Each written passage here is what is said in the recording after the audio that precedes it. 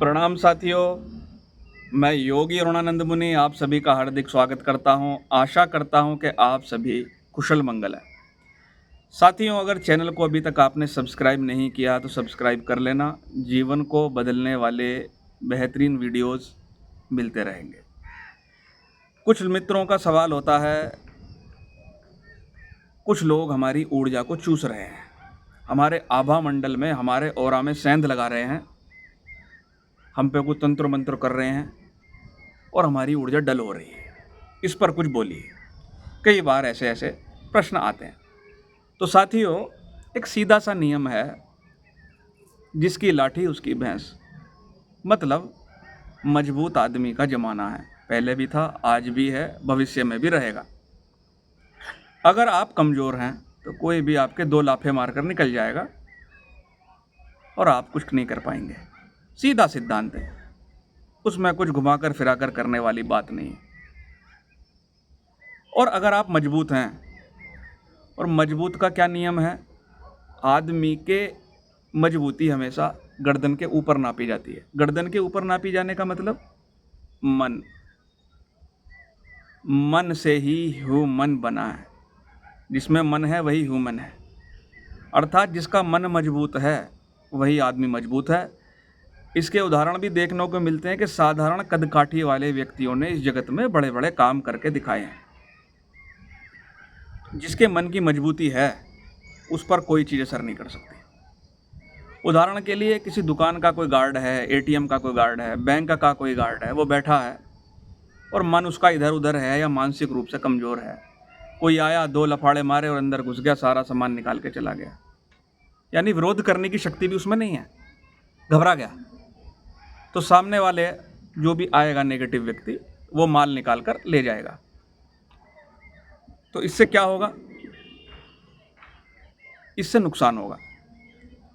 तो अगर आप मजबूत हैं तो ना तो कोई आपकी ऊर्जा चुरा सकता है, ना कोई तंत्र मंत्र आपके ऊपर असर कर सकता है, ना कोई आपके आभा मंडल में सेंध लगा सकता है। सीधा सिद्धांत। बल्कि आपका आभा मंडल दूसरों को सकारात्मक ढंग से प्रभावित करने लगेगा। देखो, कोई भी मजबूत किस्म का आदमी आता है जो शारीरिक या मानसिक रूप से मजबूत होता है, तो लोग उसको देखने लगते हैं, उसकी उपस्थिति बोलती है। तो आप अपने आप को मजबूत बनाएं, अपना मनोबल बढ़ा के रखें, हर समय प्रसन्न रहें और भावना करते रहें कि मेरा आभा मंडल पूरी तरह से सुरक्षित है। मेरे आभा मंडल में जो भी आएगा वो भी सुरक्षित हो जाएगा। मैं कहीं भी जाऊंगा, मेरा आभा मंडल सुरक्षित ही है, इसमें नकारात्मकता का प्रवेश नहीं है। ये भावना आप करें। बहुत सिंपल सा तरीका है, कुछ नहीं करना। जो साधारण दिखने वाली चीज़ें हैं वही असरकारक हैं। सिद्धांत समझ लेना, जितनी भी साधारण दिखने वाली चीज़ें हैं वह असरकारक हैं। तो कोई आपके ऊर्जा नहीं चुरा पाएगा। हाँ, अब आप लोग क्या कह रहे हैं, किसी ने कुछ बोल दिया, वही खोपड़ी में चल रहा है, तो आप अब अपने आप को मार रहे हैं।